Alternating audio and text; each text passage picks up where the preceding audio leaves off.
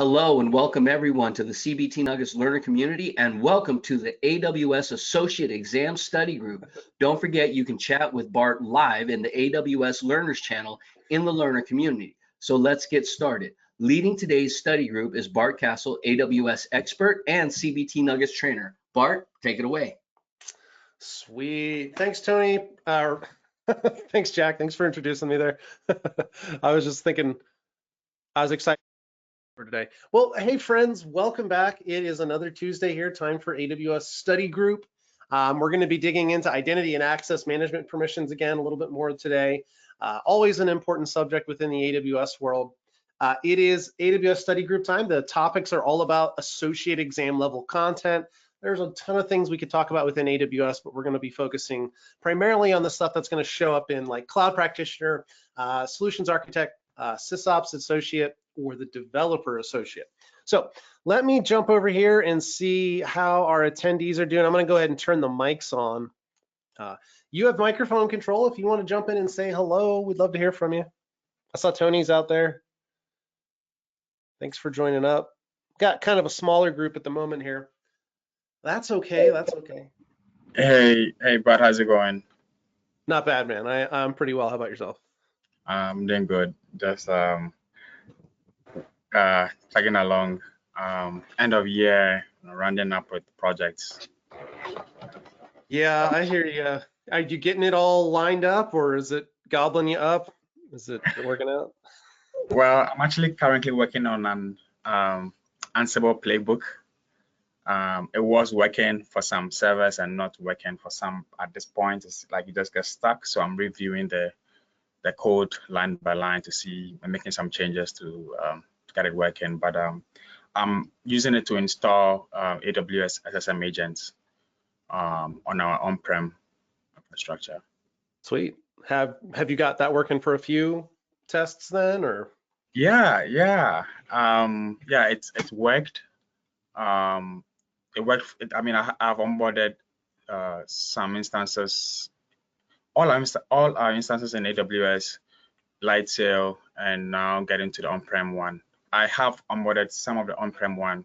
I have a batch script that installs, but then I have to do it like manually one after the other for each server. But with Ansible, I'm able to like provide a list of servers and then it pushes it. So yeah, and yeah, SSM it's amazing. I introduced my boss to it, and yeah, he really likes it. So right now we would want to use it for patch management. So that's where we are at. I think I had mentioned to you what a procedure would be in terms of like, do you take snapshots, patch, and then test? You had mentioned this concept of error correction. I tried to research it. I couldn't find anything. I couldn't find much on it. So if there's any links that later you can send my way, that would be nice. Okay, sure. Yeah, I'm not actually 100% sure. I was talking about error handling. Is that what I said? Yes, error handling, yes. All right, cool. So you mean like maybe like with an SSM batch operation or a document that they're using, an automation document? Yeah, so essentially the thing would be, how do we recover from a problem or an issue after deploying patches which break the service or the server? Okay. Yeah, I can definitely help you look up a little bit of info on that. I don't have a ton right off the top of the head to offer you there. It really would definitely depend on the type of problem. Like if you got a package that failed to install and you can roll it back, that's pretty easy to handle. Patch Manager's little, the automation document for installing like Yum updates and things like that, those ones are pretty good. You can have it do a disposition with it. But when you get into some of the custom logic or custom error scenarios, yeah, it gets a little more complex. Sure, we can see if we can find some more info on that for you. I'm going to make a note right now. Tony, error handling for SSM. Good stuff. Yeah, so Tony, good to hear from you. Is this Osei? Are you out there? Hello, how are we doing today? You got your mic working by any chance? Yes, sir. I'm new to this. How are you doing? How are you doing? Well. Yeah, man, I'm good. Thanks for joining up. Thanks a lot too. I'm new to this AWS thing, so I'm pretty introductory, but I'm motivated, so Okay. hoping to learn a lot from you soon. Oh man, that's fantastic. So are you a CBT Nuggets learner, or how did you find out about the study group? Can I ask? Tony is my bro. Ah, I was gonna ask. I didn't want to assume, but I was like, well, I don't know that Yeah, many Iberas. yeah, Oh, that's a good yeah. deal. So are you working in IT right now? Are you getting into the field? Are you transitioning? Always curious Um, what the journey's looking like. hoping to transition soon, but I've not yet started to be in the IT thing. Yeah. Okay. Do you have any idea where that might start for you? Or you got like an employer in mind Um, or a field of study that you're interested in besides cloud? um, yeah, cloud seems like a great prospect. Hopefully next year I'm hoping to start working. So all my plans are geared towards next year. Cool. Have you had a chance to dig into data networking much, TCP/IP networking, just as a side? Yeah. I've watched a lot of videos on that. I think Okay. I have the basics to propel me to greater things. Okay, sweet. Yeah, whenever I get to talking to people about getting into cloud, there are, cloud computing itself is massive. As far as I'm concerned, it is all of the things that are in information technology at this point. Right now, I Yeah, just a minute ago, I was watching the reInvent keynote speech from Werner Vogels there.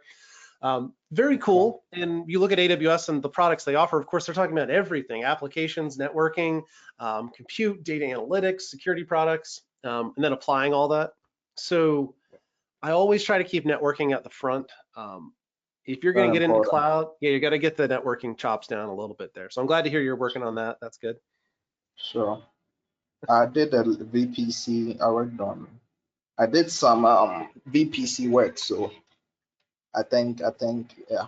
Hopefully I'll get better with time. Sure.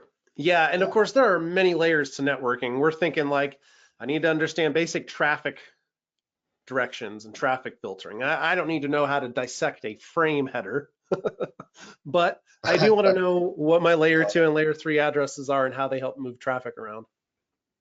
All right. Sure. Good stuff. Physical and network and all that. Network address and all that.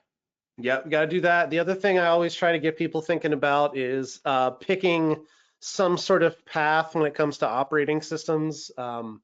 If you don't have a specific reason to try to get into a Microsoft Windows shop, you could make that secondary and start with Linux. Windows is a lot easier gateway to kind of get into, but Linux is going to be a much farther reaching skill set.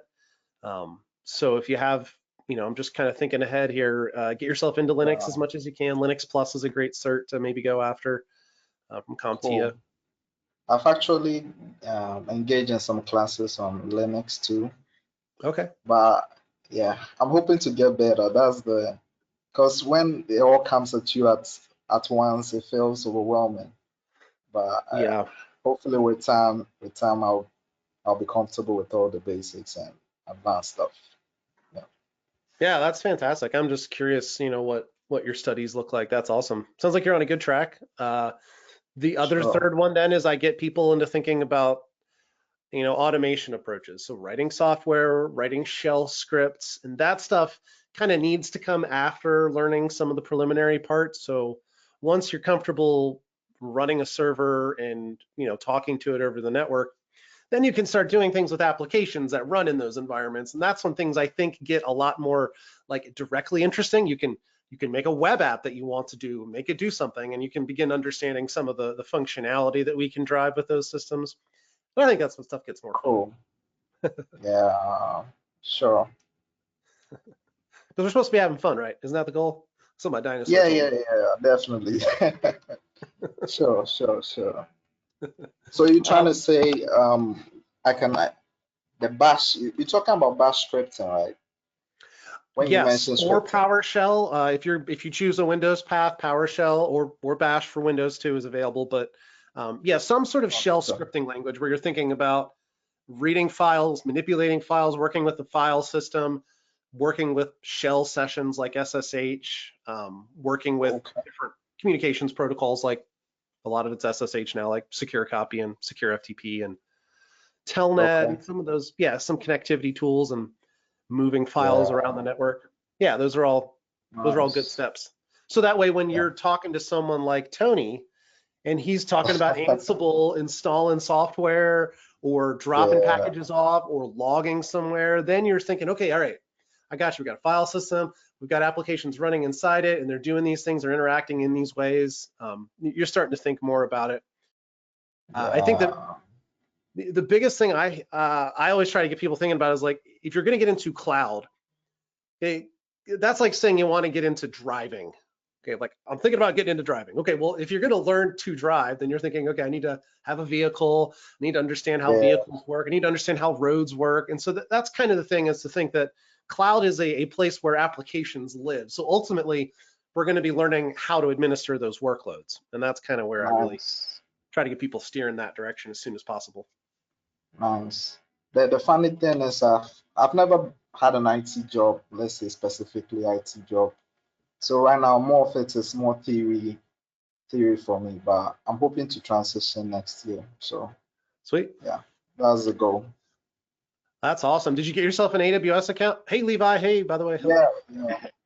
Yeah. I've already done that. So yeah. Okay. Sweet. Well, Osei, I'm available to help if there's anything I can do. You can find me on Twitter or in the Slack channels here at CBT Nuggets.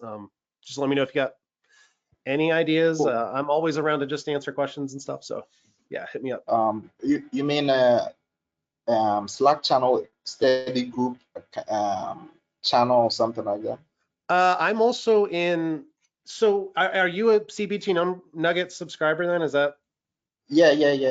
I've Yeah. subscribed for the basic account. Yeah.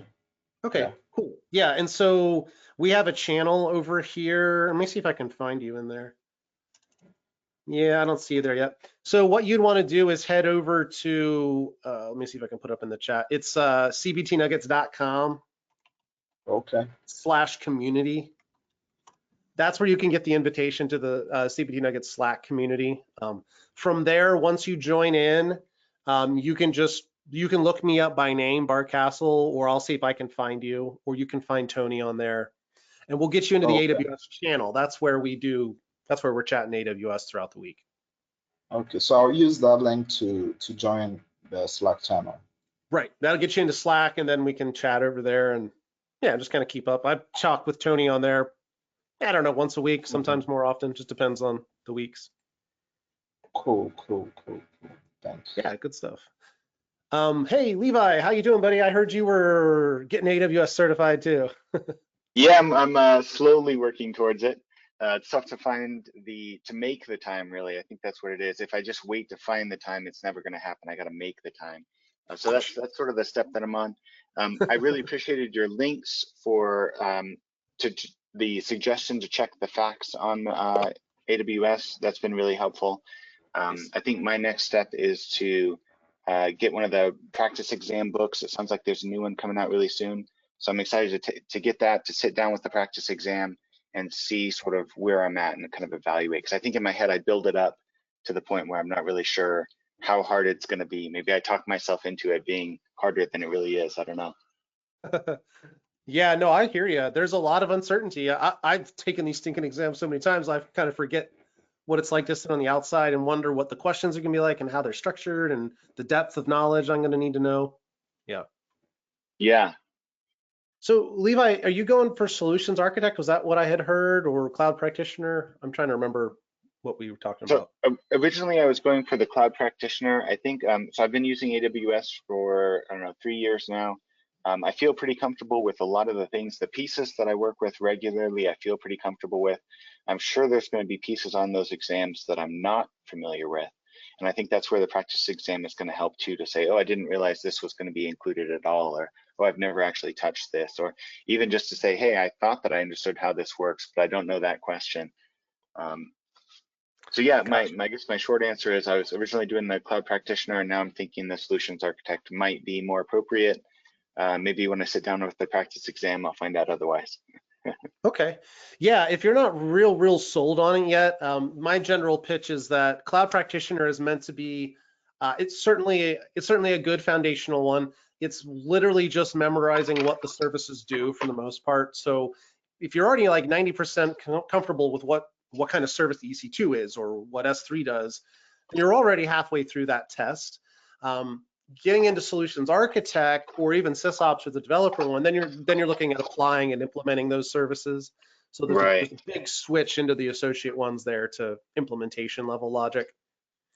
Honestly, that sounds a lot more useful for me. I feel like that's most of what I do is implementation type stuff on a daily basis. So I feel like that's gonna maybe play to my strengths more than the memorization side anyway.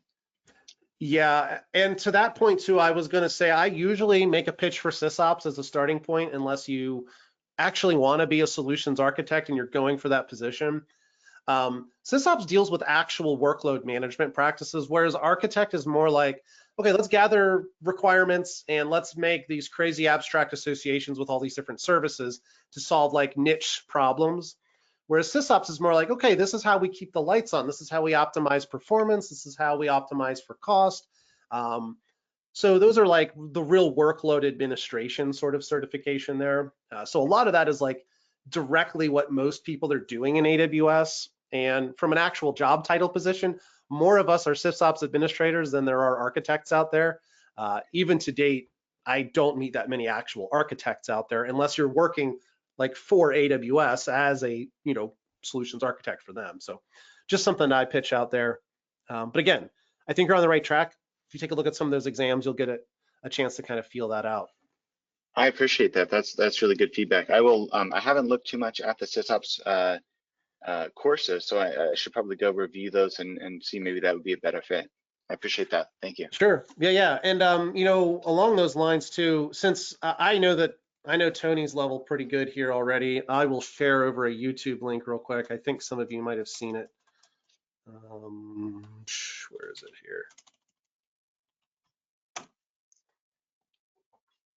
Yeah, there's the video.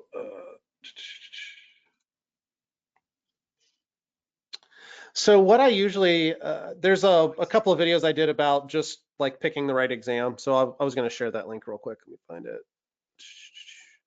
Yeah, that's the one. Perfect. It's my most popular video. It's the Well, one more thank you. people. Yeah, I'll show that over here real quick. Oh, here I am talking to myself. Great. All right, so there it's in the chat window down there. Great. So the way we usually do the study groups is we do a little bit of a review question piece. So I thought that'd be fun. So Levi and Osei can take a look at some of those review questions. Tony, I'll try to pick one that you haven't seen yet, although I know you've seen a lot of these. And then we'll go into a small lesson for the last half of the session here. Great. So since a couple of folks were talking about Cloud Practitioner and just our comfort level, and I know that Osei said he was just getting started, let's take a look at just a basic cloud concept. A big part of the Cloud Practitioner is making sure that we understand why cloud services are valuable so that we can sell people on why we should be using AWS in the first place. If we think that cloud computing is all about having somebody else run the servers for us, then we're missing part of the value proposition there. If we think that it's just a place where we can go scale our systems up and down, then we might be missing part of the value proposition. And as technology people, especially as architects, a big part of our job is selling solutions to stakeholders. These are people who have a vested interest in the services that I'm providing and how the services AWS is providing can help us all make more money, solve problems for the organization, innovate, out-compete a competitor. Okay, those are the sorts of things that we care about. So let me jump on over here and we'll take a look at a quick little review question here. Okay. So this is a real simple one from Cloud Practitioner. Which of the following is the best example of the as a service principle? And we've got customers can view their cloud bills online. Customers can manage virtual machines. API accessible vendor managed databases, or vendor provided documentation. Which one of these is the best example of the as a service principle? I'll give you a minute to think about it. You can use the questions interface here in GoToWebinar to respond. And if you're following along in the AWS channel over there in Slack, you can also reply there as well. So which one of these is the best as a service principle?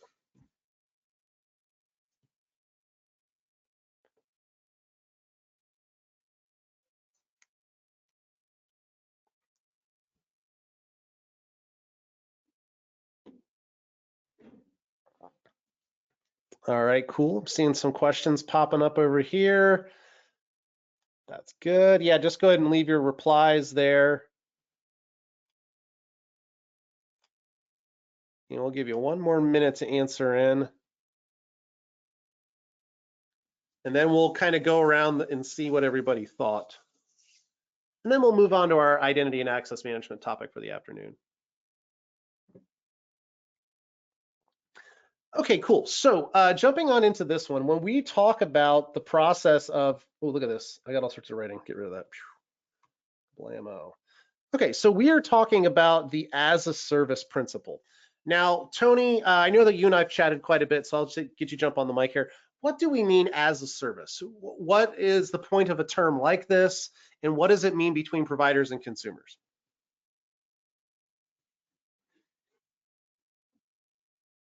Well, that's a lot of questions in one. So yeah, as a service is essentially means it's being managed by a vendor. So Okay. you're being provided a service being managed by a vendor. Ooh, I like that. I'm going to write down managed. That's definitely a good aspect of this. Okay. When it comes to how a consumer interacts with the provider, how would you characterize that interaction? Am I writing contracts and going through this crazy purchase process with them? Am I just using my own credit card? How's it work? It's usually subscription based. Okay. I would say there's some level of contract because there will be an SLA. Okay. So the one thing we want to kind of recognize here is that when we ask this question, we're specifically calling out the National Institute of Standards and Technology, NIST. Okay, and NIST says that there's 5 key traits to a cloud computing service. I'm curious, Levi, Tony, do either of you know some of the 5 traits that NIST defines for cloud? No, I don't. Not off the top of my head, I have to look that up. Okay, so one of the first ones, Tony mentioned it on here, is self-serviceability. So that would be number 1. That means that consumers in general, I'm not saying customers here, I'm saying consumers of the service. They might be internal business units that are using it. They're typically able to procure the services from the provider by using some sort of a menu, a click and choose model. They can use a command line to do it. Maybe they can use the system developers kit. The point is the customer or the consumer is typically able to do this without having to write a contract or talk directly to the provider. Now, to Tony's point, that doesn't mean that there aren't SLAs and agreements that are in there. The point is that it's a self-service agreement. So they're going to give you a box and you're going to get to check that box and then you can move on. But it's still a self-service style arrangement that you're working with. So this is a really important principle in the cloud computing world. It's one of the big value propositions. It means that if Levi and his team has a great idea in the middle of the night and they want to go and spin up 200 servers to play around with the theory, they can do that. They've got the freedom of administration to perform this activity. So that's a big value proposition for us. The next part after that is that there are shared resources. So let me go ahead, I might hide myself here for a minute. Yep. So self-service is 1. Number 2, shared resources. This means that we're not just using a server that only belongs to Levi. We're using virtual infrastructure that Levi and me and Tony and all the other customers of AWS have the ability to flexibly use, like a rental car or a rental home. And that in itself has a lot of value in it because it means that if we don't know what we need or the level at which we need it or the duration at which we're going to need it, then we can use it for a small amount of time and then sell it back to the vendor or release it back into some sort of pool where other people can use it. This usually means it's a lot cheaper for all of us collectively to use the service. So lots of value to be added there so far.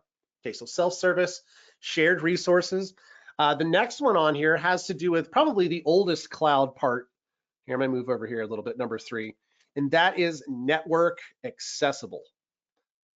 Okay, so when we say network accessible here, friends, do we mean that it has to be living on the internet, quote unquote?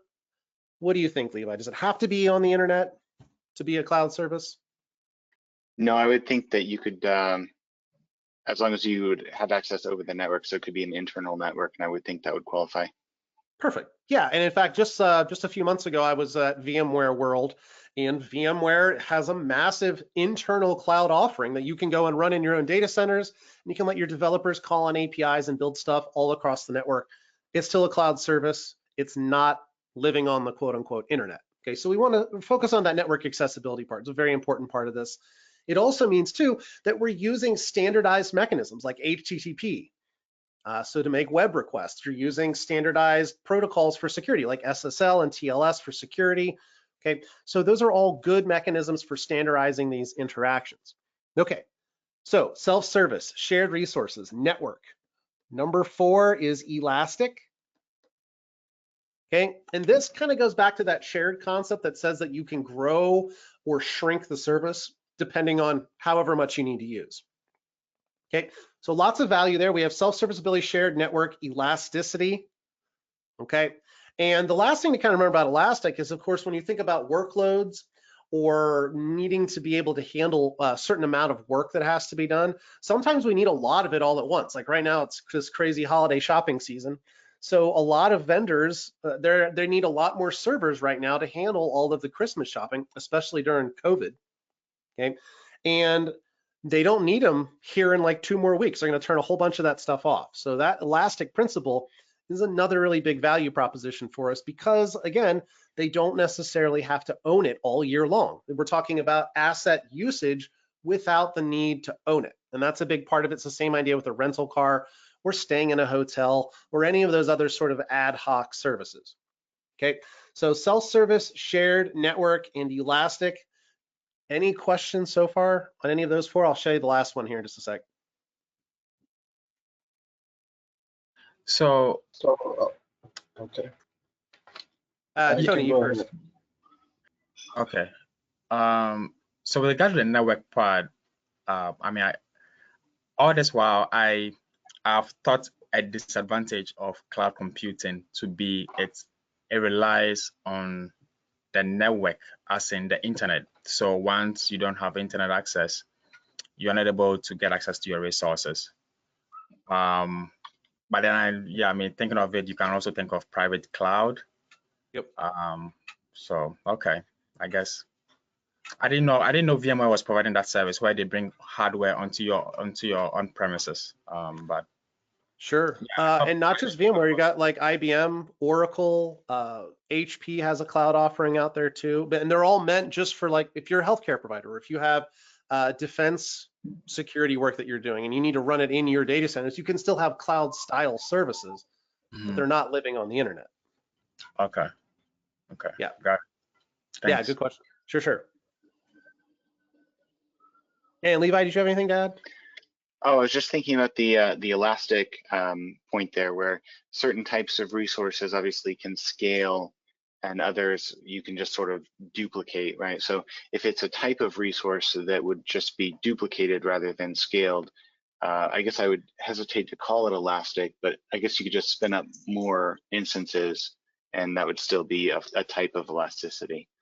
Sure. And since you brought that up, let's just touch on that since that is a really important topic here. There are different kinds of elasticity that exist out there and different types of scaling. So if you had a workload that has 4 CPUs, okay, and let's say 2 gigs of RAM, okay, if I want to make that system handle more traffic, more transactions, more users, okay, there's 2 different theoretical ways, well, technically 3 different theoretical ways that we can do this.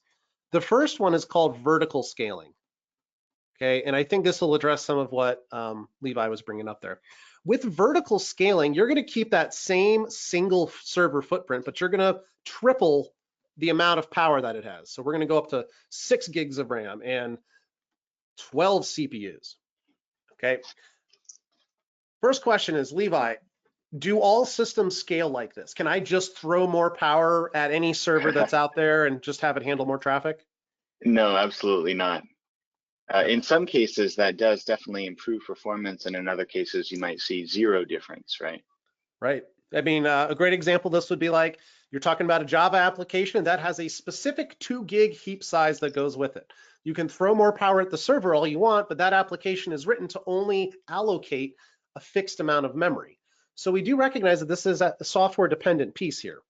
Now, contrast that against something like one of the big popular Microsoft servers like Exchange or SharePoint or Active Directory. Okay, those servers are designed to consume the readily available compute resources, but that's how Microsoft wrote them.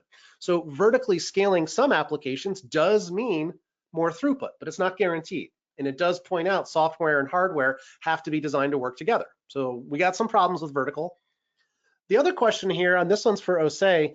Osei, when I scale up this system vertically, let's say that it was designed to handle more power. Is it any more durable or less durable being a bigger server? Is it more reliable because we made it bigger? I don't think it affects its durability. I Right. don't think so. I mean, you're right, it's more expensive. I paid a lot more for it, but it's still one single server that I could lose. So if I lose it here, Yeah. I've lost it. If I lose it here, I've So lost it. yeah. Yeah. Doesn't create redundancy. Right. So you have Yeah. not increased the durability or the redundancy of this. Now you could say because it has more power, it's fundamentally more redundant, but that's only up to a certain point. Okay. So let's contrast this then against horizontal. And Tony, do you know how this works if it's horizontal scaling? How does that work? Look at this, I'm running out of room.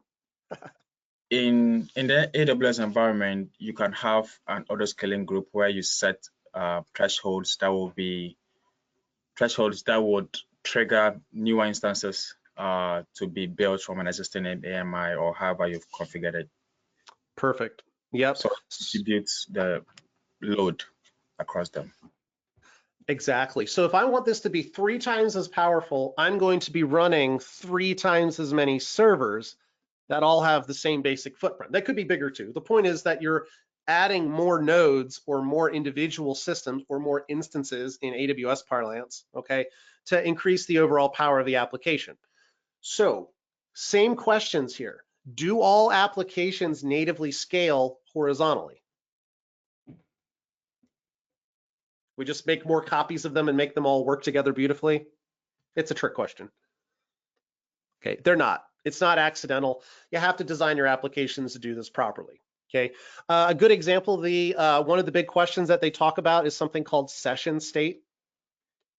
Okay, session state is information that might be resident on one of the servers about my shopping cart experience. So Bart went through, I bought a bunch of socks, I bought some candy bars, I put them in my shopping cart. Okay, so what happens if a session gets sent to a server that doesn't have that session state info? They're going to be like, Bart, we don't have your cart. We don't know what happened to it. We're sorry, we were going to sell you things, but now we're just going to make you refresh your page. So we got problems with this, and you got to deal with the session state somewhere, somehow. So that's a design problem.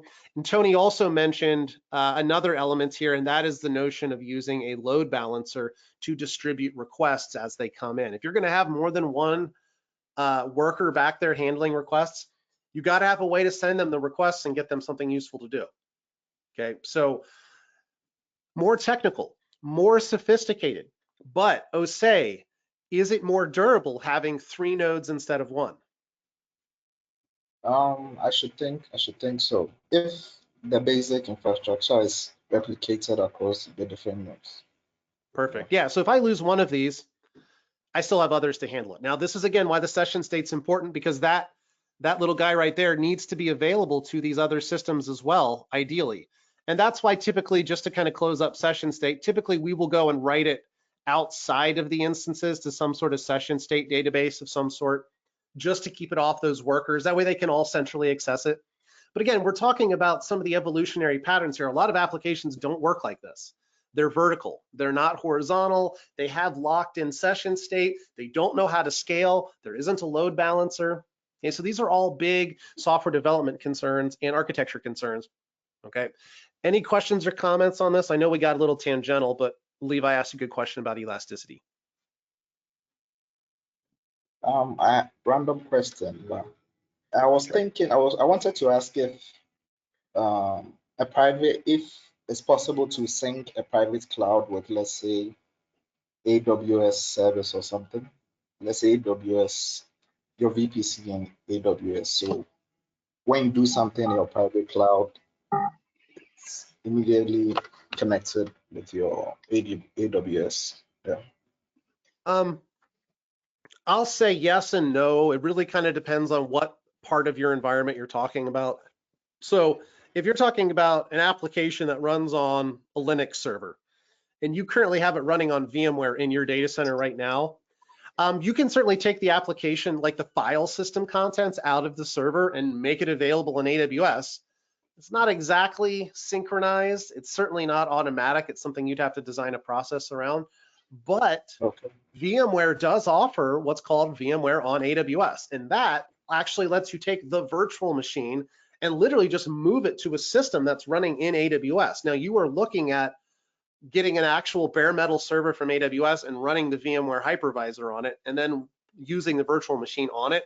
So architecturally, you're not really using AWS all that much. It's your data center provider, but you're still basically using VMware as the underlying virtualization engine. So yes and no. There's a lot more to the possibilities of that one there, Jose. Okay. Thanks. Sure. What do you think, Levi? Yeah, I mean, I think this is all really helpful. I love your teaching style here too. It's very conversational, very like personal. I'm digging it. Good deal, man. Good. So Levi, I forgot which team you're on here. By the way, friends, Levi is a CBT Nuggets employee. So he's joining us here. Everybody say hi, Levi. What team are you on, Levi, by the way? Are you on the testing team? On the CBT Nuggets side, I was on internal tooling, so like test run manager, stuff like that. Okay. Lately, I've been working on the adept side instead. Oh, sweet. You moved over to that. Oh, don't tell anybody about that. Okay. All right, good deal. I was just trying to remember which audience you were there. Yeah, Great. yeah, absolutely. Yeah, so bringing this back around here, friends. So elasticity is a really important topic. And I was just listening to the keynote speech from reInvent, and Vogels was in there talking again about companies that are doing this right. Just imagine what Zoom did last March when they went from a pretty good enterprise communications tool to the world's preferred way of staying connected during the pandemic. They had a 30x increase in usage that they were not expecting. And suddenly, within a matter of months, they had scaled their services up to some of the highest levels of saturation that you see on the internet. So it's really remarkable, and being able to design your apps to do that, and then having a provider like AWS who can give you the infrastructure that'll support that, that is the sweet spot for cloud applications. And that brings us down to number 5 here. And the last part of it is granularity, or what do they call that? Consumption pricing. So the basic principle behind this is the part that says, we'll rent you the car by the hour as opposed to making you own the car outright. So the consumption-based pricing part is really important part of the value proposition because it's the part where we're paying only for what we actually used. And that is really, really important because it's cost granularity and it's resource to expense granularity. So it goes a long way to keeping the value proposition strong. So kind of looking back, we got self-service, shared resources, network accessible, elasticity, and consumption-based or per-use pricing. Okay, any questions on the 5 pieces there? So with the consumption, that's the pay-as-you-go principle. Say that one more time. I wanted to confirm if the consumption is related to the principle of pay-as-you-go. Yes, pay as you go, exactly. So Okay. the idea would be, I need 5 servers right now. So I turn on 5 servers. I pay for them by the minute until I start turning them off and I only have 3 left and I'm paying for them by the minute. Or I could go and I could buy a server and say, hey, AWS, I want this server for an entire year and I'll pay you in advance. And AWS will actually give you a pricing discount on telling them in advance that you want to use that server all year long. So the cool thing is that AWS above all else, besides being the world's largest cloud provider, they also have the most sophisticated pricing options that are available out there. And it's another one of the big reasons why they are still the industry leaders. It's not just about the tools they offer, it's about the value proposition that they're driving with their sophisticated billing model. So it's complex, but it also is very lucrative for organizations. You get into things like spot instances where you're paying an auction rate for instances, and it gets even better. So lots of really cool, exciting parts there. Yes, pay as you go is a perfect term for it. Cool. Okay, I had a question from Tony real quick, then we'll go ahead and move on here. Thanks for hanging with me, friends. Okay, he said if Zoom used its own data centers, they wouldn't have been able to meet the demand that quickly. Hell no. I'm not sure if any of you have ever bought servers before.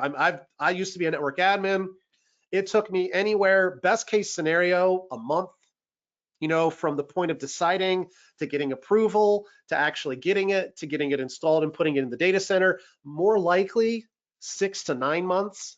And that just depends on who you're sourcing things from. So for Zoom to sit there and have the whole world asking to use their services and say, hold on, come to us in 9 months, that'll never work. Okay, you'll be done. So we cannot have the internet at the level we see right now without cloud style services. It's a critical stopgap that we've removed there. Okay, so getting back. Sure, go I have ahead, a buddy. question about the private cloud. I'm not very familiar with that concept, so I just needed a little clarification on that and how it Okay. differs from public cloud like AWS or something like that. Sure. Okay, so let's say for just a minute, and I'll go ahead and switch back over here. Let's say we're talking about that same server. All right, let's say that you're running a website like we were just talking about, okay, and your website requires a certain unit of power, okay, so 1x unit of power to drive their systems, okay. 95% of the year, that's the only server you need. So you could buy that server, you could go to Dell or you could go to IBM or HP, buy an actual server, put it in a rack somewhere and turn it on and run your application on it all year long. And it would meet most of your use cases. But when there's holiday shopping that comes along, so let's say that this is Christmas here, where people are buying stuff, and you suddenly need 5 times more capacity for 5% of the year. This is where things get really ugly because you either have to own 5 times as many servers all year long just for those 5% time of the year, or you got to come up with some other place to go and get that capacity. Public cloud providers are giving you the ability to rent this, okay? And that's really kind of the big question here is, do I rent or buy? That's the question that we're talking about. So with public cloud providers, you have the ability to go and rent those services for them. And when you're done using them, you can just say, I'm done, we're good. We only needed them for a few weeks. If you buy those compute resources, like in a private cloud, you could turn them off, but you still own the assets. You're still paying the leases on them, and your company is still basically footing the bill for it all year long, even though you don't need them all year. So with private cloud, you still own whatever your highest level of capacity is. You might be able to scale up and down inside of it, just the same way AWS does, but at the end of the day, you still own that asset. It's like saying, well, when my relatives come to the town for summer, I suddenly need to have 20 cars for all of them to drive. So the only reasonable answer is for me to buy 20 cars and just have them sitting in the driveway all year until my relatives finally show up for the 1 week a month or 1 week a year. So private cloud is useful from a security perspective and a predictability perspective. Very big value loss proposition, very big cost implications. So there's a huge trade-off between the functionality you want and the value that you're getting out of it. Does that make sense? Yeah, thanks a lot. Sure. And so private cloud doesn't need the internet? We said network accessible, so you don't have to access it over the network. You could be using the local network in your company on your own routers and switches without ever talking to the internet or an internet-based resource. Okay, got it. Yep. Thanks a lot. Sure, and that's exactly why when I was saying earlier, you got to start with the network. Those distinctions are showing up here real early on. knowing the difference between a local network or the internet-based resources. Okay, so getting back to our very long-winded discussion about this value proposition here, when we say that it is as a service, we're saying that it encompasses those 5 NIST cloud computing service principles. So looking at A, customers can view their cloud bills online. Okay, is this an example of self-service?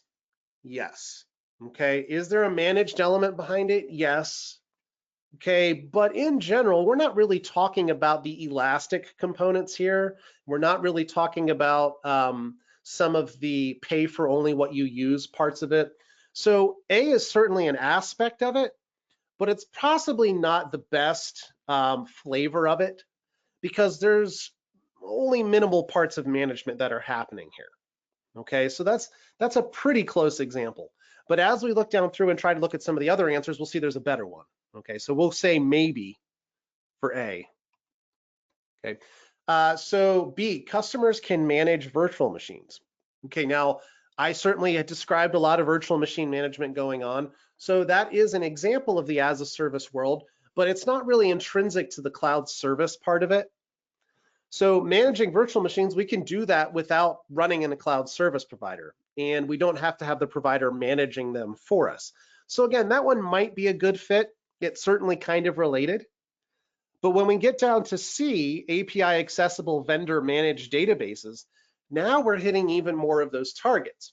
I'm using the network to talk to an API, and then they are managing the database for me in the background. They're delivering the database as a service to me, and I'm able to consume it.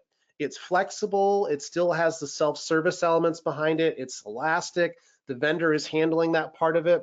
And so while A and B are pretty good examples, I think C is the best example of this cloud computing as a service principle. D is another good one. It's self-service, they're giving us documentation, but again, we're missing some of the other parts of the NIST paradigm to help us understand what cloud services are. So all of these are pretty good, but C is the best answer. Does anybody have any questions or comments on that?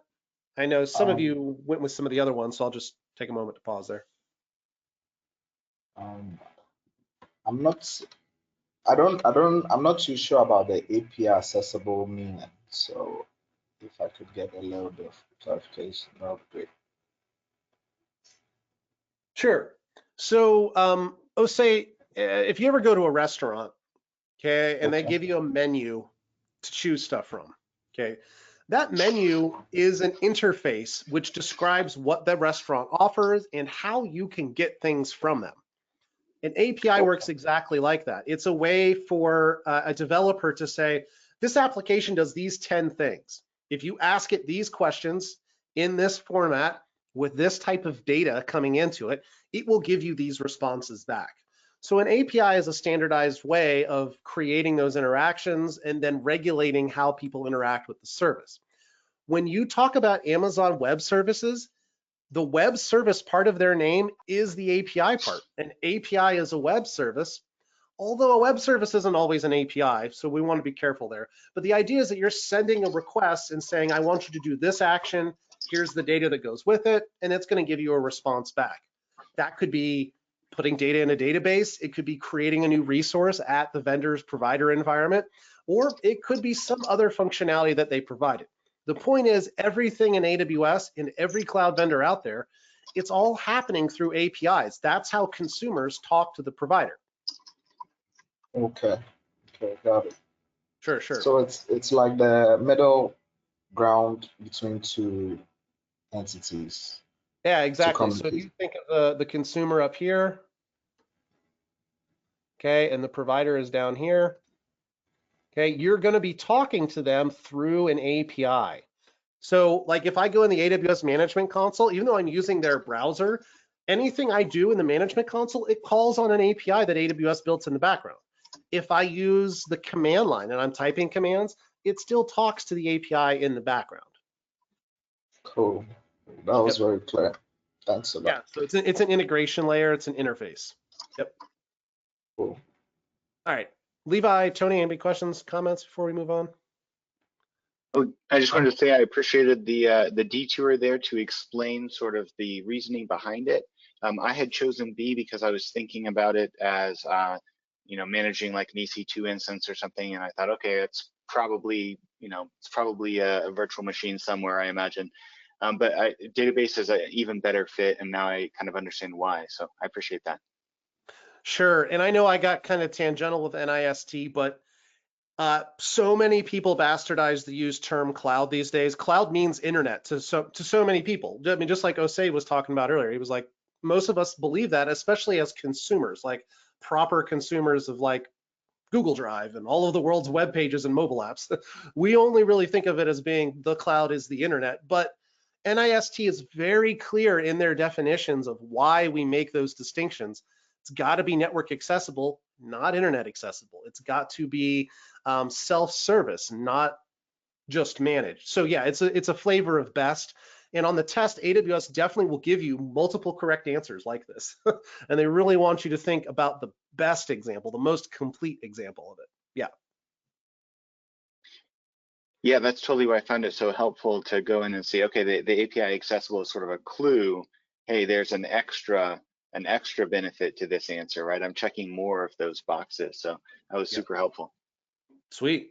Yeah, and we know we can, with APIs too, we got all this programmatic power that we have then. So that's even more enabling from a self-service perspective. Sweet. Well, okay, friends. So we actually gobbled up a lot more of our time today than I was originally going to do, but that's all right. We had a good time. What I thought we could do, since we're kind of getting down to the end of it here, let's do a real quick chat about identity and access management within AWS. Okay. So within AWS, like we were just saying, if you're a consumer and you're using the management console, okay, or you're using the command line, or you're using a system developers kit, everything is going through an AWS provided API, okay? And the cool thing about this model is it enables a principle known as zero trust security architecture. It basically says you don't get to do anything within our resources until you, number one, identify who you are, and then we can go and determine whether or not you're allowed to do that. And since everything goes through the API, it gives us a chance to determine the authentication and the authorization of any particular actions that a user, a person, a system service, a piece of software might try to perform at each API call. And so within AWS, that service is identity and access management, and that all comes through IAM. Okay, so this is the area, it's really a collection of different services and resources that AWS offers to allow us to establish who Levi is and what Levi is allowed to do. We also have the ability to go and say, okay, what if Osei is a part of a company that has a Windows domain where they're already doing authentication and authorization? We also, through IAM and through other AWS services like the single sign-on service, okay, SSO, those services can then share identity information. It's called federating identities. And we can do this with other service providers that are out there to just make it easier so that there's only one source of record about who somebody is. A good example of seeing this in action would be like apps that allow you to log in using Google or log in using Facebook. That is not directly this, but it's the same idea of federating identities. You're going to another identity provider and they're saying who Osei is, or they're saying who Tony is, and that they're allowed to perform some action. Okay, so within AWS's identity and access management world, they are going to have identities, and then they're going to have permission schemes. So let's kind of go through here. Tony, I think you might know some of these. What are some of the identities that IAM offers? And there's really like 2 or 3 that we would really need to know. The question is not very clear. So you're thinking IAM. If Right. I wanted to give somebody permissions, what is the resource within IAM that I give those permissions to? Like if I go into the, go ahead. Yeah, I mean, it could either, you would create a policy and attach it to a role, and then that Okay, person. a role is one of them. That's good. Okay, all right. Mm-hmm. Users. and the users. Yeah. Okay. So Tony hit on all three of those parts there. The identities are like the roles and the users, and the permissions come through the policies. Does that make sense? Yep. And I know, Tony, you've seen a lot of this already, so I appreciate you being patient while we go through some stuff that you might have seen before. So the reason we care about these models here is because we can take a policy and we can attach them to roles or users in the background, which is the part of actually authorizing something. So we're kind of seeing the two worlds to come together. Authentication comes through the use of these identities, identifying who they are, and then authorization comes through the use of the policies. Any questions so far? Role users, what of groups? Where does group? Well, groups aren't technically an identity themselves. They're just a way of organizing identities. So we could take, so we can build a group here and we can put our users into the group and then we can attach policies to them. But ultimately, the identities are still the users, not the group itself. A group can't perform actions on its own. Only an identity that's in a group can perform an action. Yeah, that makes a lot of sense. Sure. On that same note, roles don't have groups. Roles are very special. We definitely don't have enough time to get into them right now because we're already down to the end of our session. The best way to think of roles is it's a way of temporarily delegating permissions. In the world of security, we use a principle called least privileges. It says that if Levi on a regular basis needs to be able to read something in this one application, and that's what he does most of the week, those are the permissions that we should be giving him. If he only randomly once in a while needs to build something or delete something, then we make him go through a separate process to take those elevated privileges, because that's typically the part that's going to be more destructive. Reading things is not invasive. Deleting and creating things, that is where change comes, cost occurrences, security problems come in. So by using a role, we can give OSE a basic level of permissions and say, OSE, whenever you want to go and delete something, you're going to assume this other role, and that's the term we call it, assuming a role. And that role will have elevated privileges that only last for a few minutes or an hour or at most a day. Okay, and then it's going to take your permissions back and you're going to go back to your regular permissions. And if you want to delete stuff again, you have to reassume that role. The point is to make sure that if somebody steals OSE's account and tries to do stuff to our AWS environment, we have minimized the amount of damage that they can cause with that identity. Now, this is a really far-reaching principle, and you'll see it in use all throughout AWS and other environments out there. But it's important to recognize that with AWS, roles are for permissions delegation, typically a temporary scenario. And the other place we would use roles would be, let's say that Levi is a business partner, and I want to allow him to do a few things to stuff in my AWS account. I could build him a user identity like a user, but it might be way more functionality than we really need for his use case. He needs to call on just this one service once in a while. A role is a great way of doing that. And he already has an AWS account. I can let him assume that role and do things in my environment for a temporary period of time. So roles can get pretty involved, and we'll talk about them a lot more in future lessons. But in the end, the role of the users and the policies all work together to create that authentication and authorization mechanism collectively together.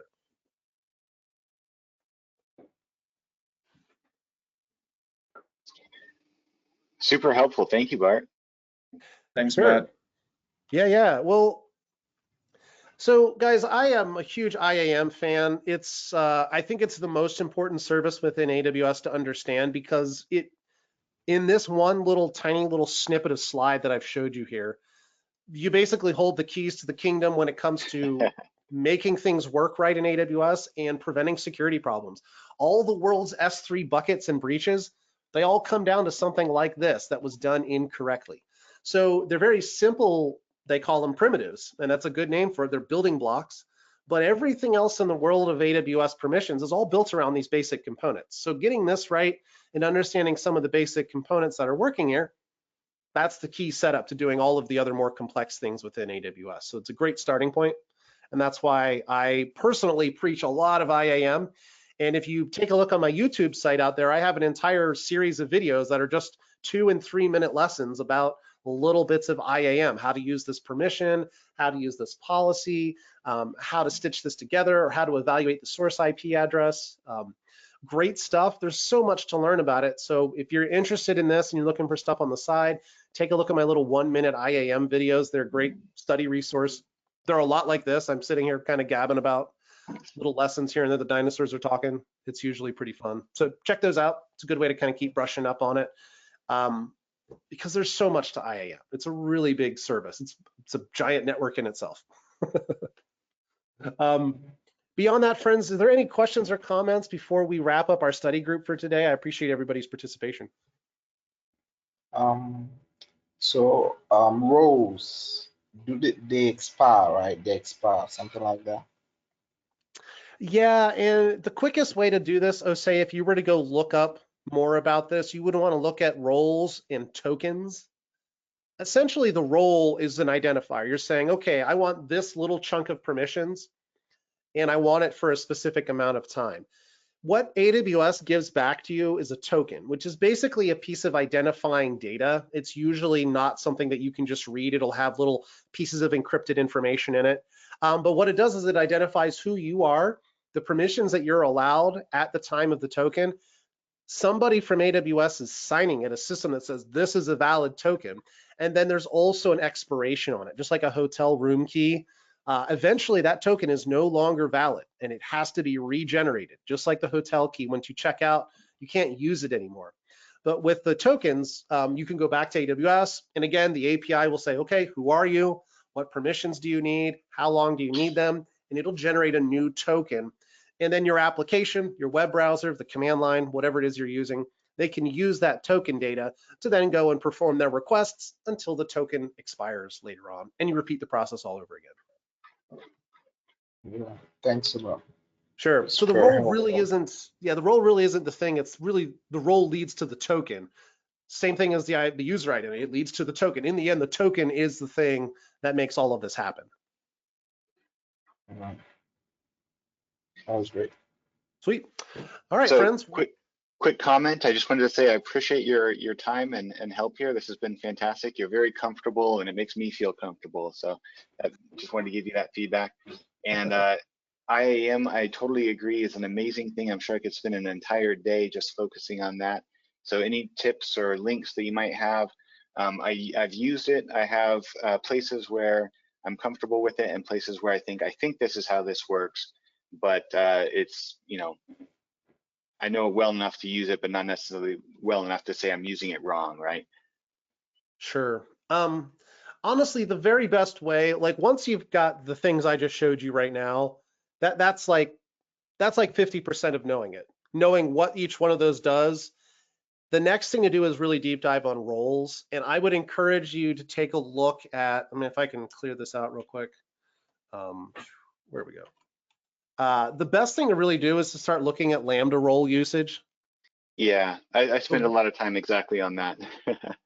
Yeah, because it does everything. It makes you understand the difference between a resource permissions policy versus an identity permissions policy. I was going to get into this some more today, but we kind of ran out of time.